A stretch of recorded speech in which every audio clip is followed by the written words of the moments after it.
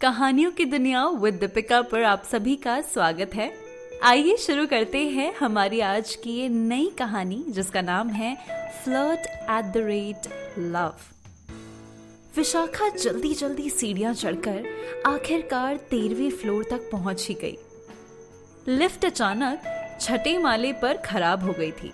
बेवजह समय बर्बाद करना उसे गवारा नहीं लगा और जून की तपती दोपहर की गर्मी को भी मात देते हुए वो लगातार सीढ़ियां चढ़ते हुए सिद्धार्थ के फ्लोर तक पहुंच गई। पसीने से लथपथ हांफती हुई विशाखा गजब की खूबसूरती ढा रही थी।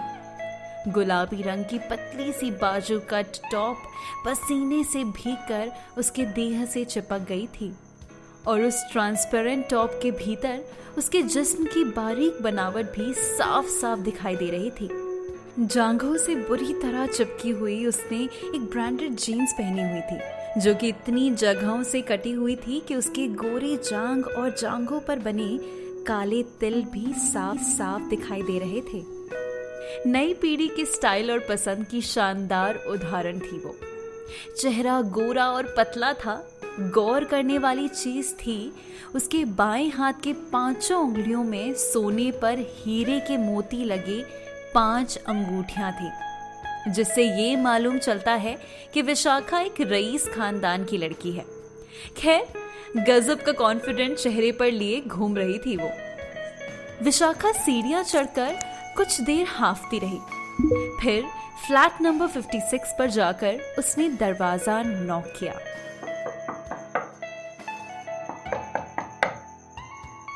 जिसके नेम प्लेट पे लिखा था मिस्टर सिद्धार्थ रॉय। फ्लैट के दरवाजे पर नॉक होने के तुरंत बाद ही दरवाजा एक झटके में खुल गया, जैसे कोई दरवाजे पर पहले से ही खड़ा बेसब्री से विशाखा का ही इंतजार कर रहा था। 13वें फ्लोर के सीढ़ियों के अंत में छुपी 2 आंखें लगातार विशाखा को घूर रही थी। विशाखा के नॉक करने के तुरंत बाद दरवाजा खुला और 2 जवान मजबूत मर्दाना हाथों ने विशाखा को इस तरह भीतर की ओर खींचकर ले गए जैसे कोई वहशी दरिंदा अपने शिकार को एक पल में झपट लेता है। विशाखा के भीतर जाते ही फ्लैट का दरवाजा बंद हो गया। बेडरूम की सफेद चादर जो कि महज चंद मिनटों पहले ही बिल्कुल सदी हुई थी, अपनी जगह पर टिकी थी। अब उस चादर में अनगिनत सिलवटें पड़ चुकी हैं। पसीने से भीगा गुलाबी टॉप अब सोफे पर उल्टा पड़ा हुआ है। चल रही पंखे की हवा में खुद को सुखाने की कोशिश कर रहा है। जीन्स टॉप और उसके भीतर पहनने वाले तमाम कपड़े कमरे के किसी न किसी कोने में बिखरे हुए हैं। विशाखा की मदहोश सिसकियों से कमरा गूंज रहा है, पर गौर से सुनने पर कमरे के भीतर से मध्यम आवाज में बज रहा एक बेहद रोमांटिक गाना सुनाई दे रहा था। पूरे 1.5 घंटे बीत चुके थे। विशाखा की सिसकियों की जगह अब उसकी खिलखिलाहट सुनाई दे रही थी। कपड़े अब भी अस्त व्यस्त ही पड़े हुए थे, पर विशाखा की नजरें बता रही थी कि वो जल्द ही अपने कपड़ों की तलाश शुरू करेगी। सिद्धार्थ डार्क कलर का एक हॉट जवान लड़का, उम्र तकरीबन 25 वर्ष। इस कमरे में विशाखा के सिसकियों की वजह वही था, पर अब वो किचन में है। विशाखा की पसंद की डार्क कोल्ड कॉफी बना रहा था और वहीं से भद्दे डबल मीनिंग के जोक्स मार मार के विशाखा को हंसा रहा था।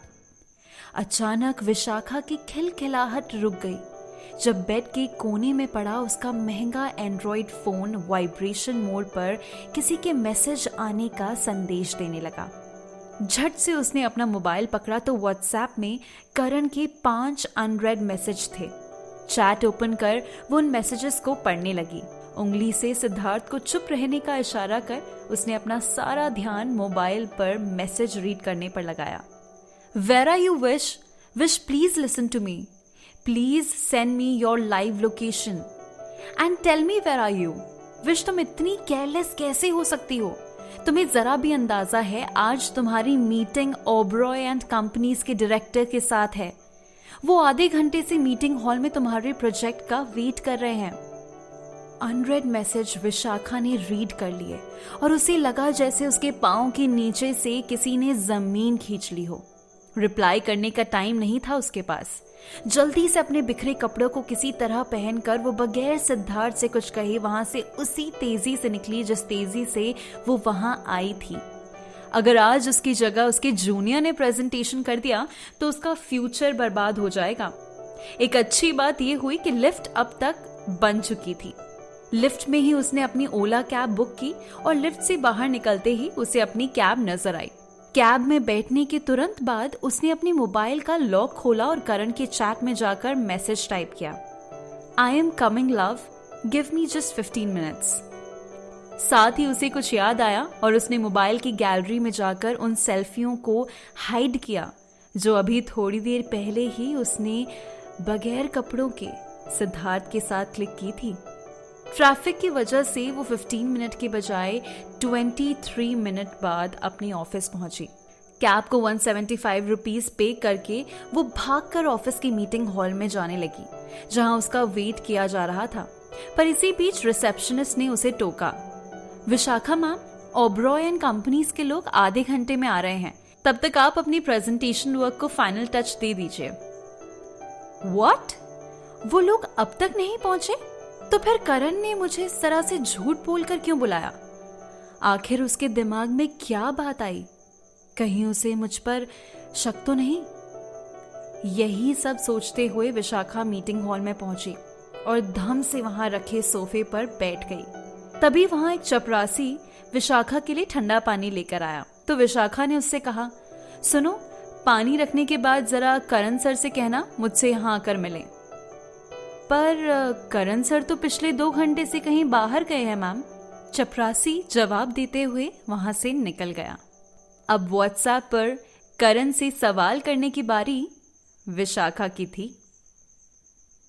दोस्तों, ये था इस कहानी का पहला भाग। आगे कहानी में क्या होता